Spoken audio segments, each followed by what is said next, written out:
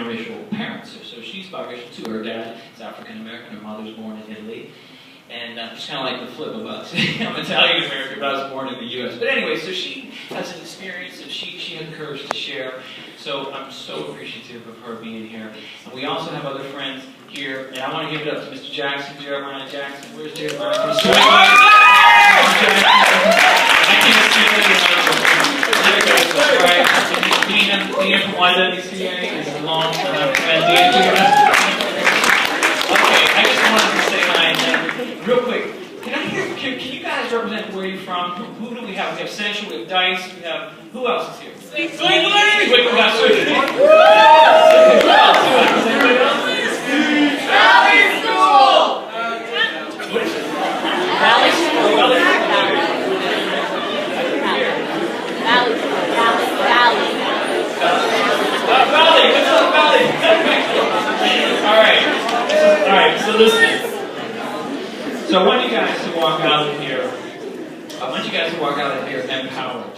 Okay? I want you to be empowered. And again, you don't have to know what to do. You don't have to be an activist. You don't have to. I want to give all of ourselves permission, what I always call permission to be awkward. When it comes to race relations, let's give ourselves permission to be awkward, okay? Not to be hateful, but just to be awkward. I don't know what the heck I'm doing. We're making this up as we go along, okay? Can we also give ourselves permission to not know? So two things, permission to be awkward and permission to not know, right? I'm not asking you to go too far out on a limb, right?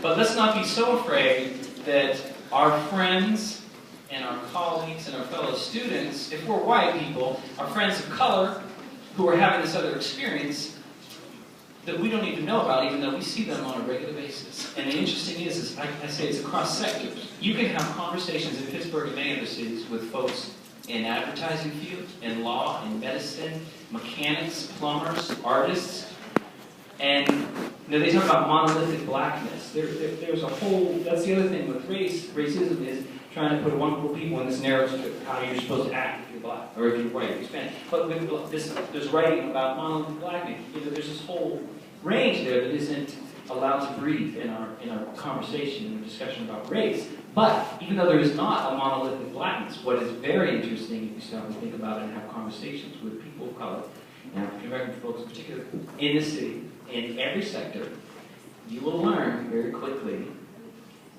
that there is that commonality. And I had this conversation. The conversation we could be having is my thing I've been working on for years and talking to folks.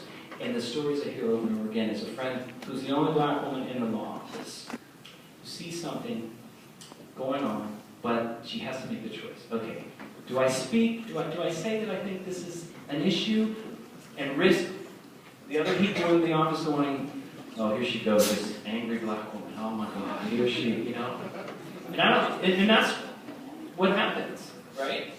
So she has to be that, or she has to be quiet. So her choice should not be between self-advocacy and silence. This is where white folks come in, as friends and allies.